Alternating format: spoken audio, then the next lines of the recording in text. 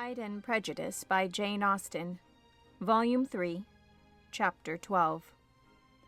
As soon as they were gone, Elizabeth walked out to recover her spirits, or, in other words, to dwell without interruption on those subjects that must deaden them more.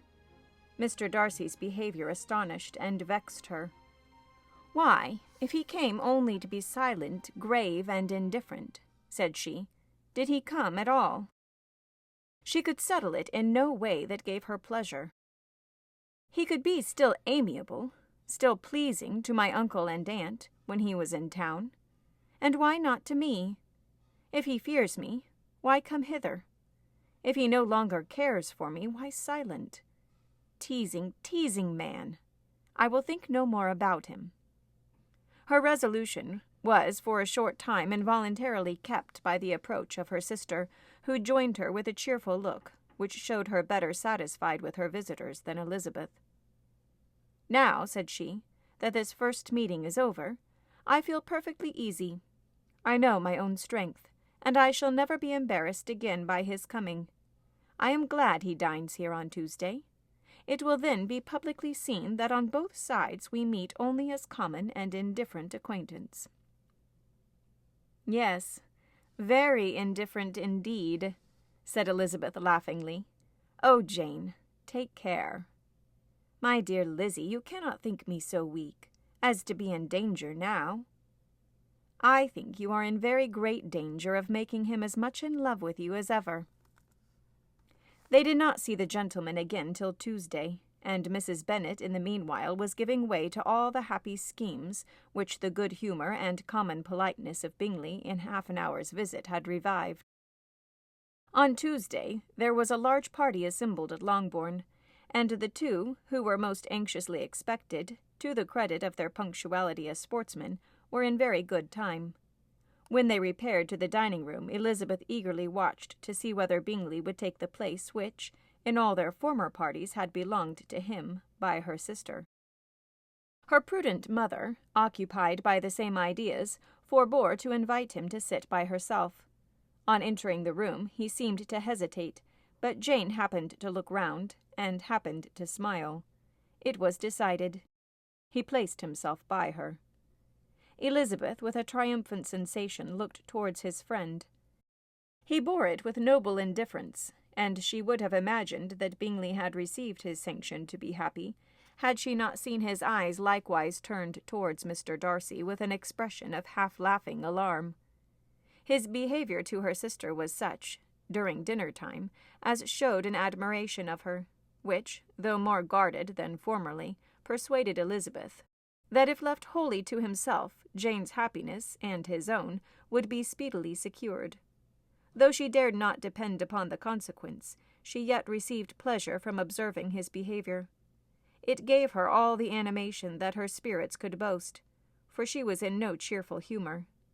Mr. Darcy was almost as far from her as the table could divide them. He was on one side of her mother. She knew how little such a situation would give pleasure to either, or make either appear to advantage. She was not near enough to hear any of their discourse, but she could see how seldom they spoke to each other, and how formal and cold was their manner, whenever they did.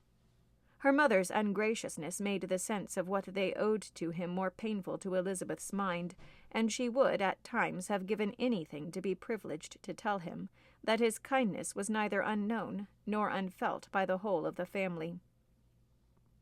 She was in hopes that the evening would afford some opportunity of bringing them together, that the whole of the visit would not pass away without enabling them to enter into something more of conversation than the mere ceremonious salutation attending his entrance. Anxious and uneasy, the period which passed in the drawing-room, before the gentleman came, was wearisome and dull to a degree that almost made her uncivil. She looked forward to their entrance, as the point on which all her chance of pleasure for the evening must depend. "If he does not come to me then," said she, "I shall give him up forever." The gentleman came, and she thought he looked as if he would have answered her hopes, but alas, the ladies had crowded round the table, where Miss Bennet was making tea, and Elizabeth, pouring out the coffee in so close a confederacy that there was not a single vacancy near her, which would admit of a chair. And on the gentleman's approaching, one of the girls moved closer to her than ever, and said in a whisper, "The men shan't come and part us. I am determined. We want none of them, do we?" Darcy had walked away to another part of the room. She followed him with her eyes, envied everyone to whom he spoke, had scarcely patience enough to help anybody to coffee, and then was enraged against herself for being so silly. A man who has once been refused, how could I ever be foolish enough to expect a renewal of his love? Is there one among the sex who would not protest against such a weakness as a second proposal to the same woman? There is no dignity so abhorrent to their feelings. She was a little revived, however, by his bringing back his coffee-cup himself, and she seized the opportunity of saying, "Is your sister at Pemberley still?" "Yes. She will remain there till Christmas." "And quite alone? Have all her friends left her?" "Mrs. Annesley is with her.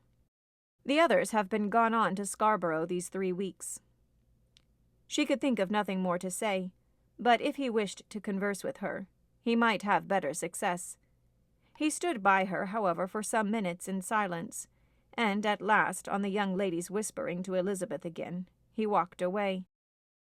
When the tea-things were removed and the card-tables placed, the ladies all rose, and Elizabeth was then hoping to be soon joined by him, when all her views were overthrown by seeing him fall victim to her mother's rapacity for whist-players, and in a few moments after seated with the rest of the party. She now lost every expectation of pleasure.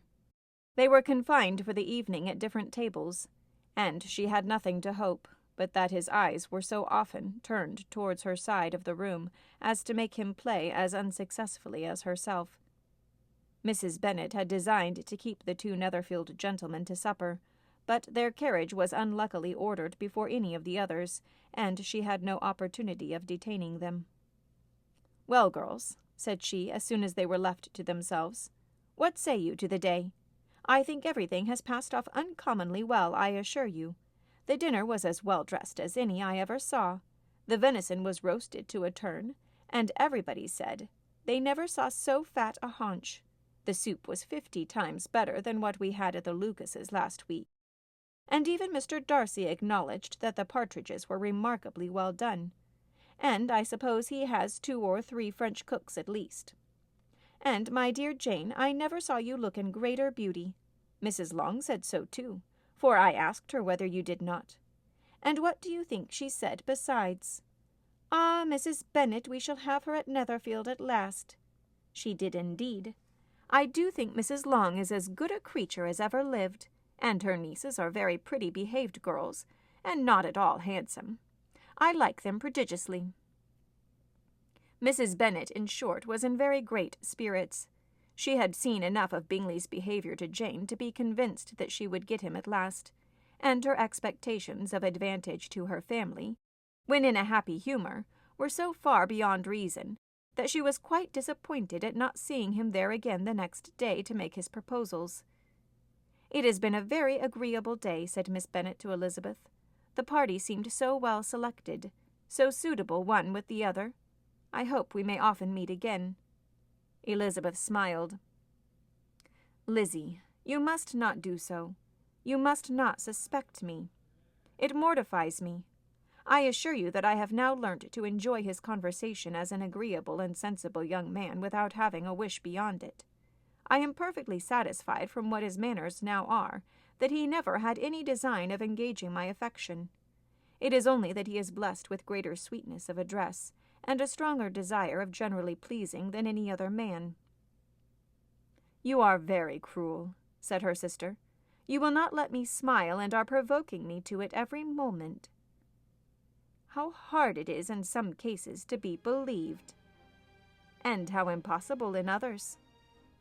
But why should you wish to persuade me that I feel more than I acknowledge? That is a question which I hardly know an answer to. We all love to instruct, though we can teach only what is not worth knowing.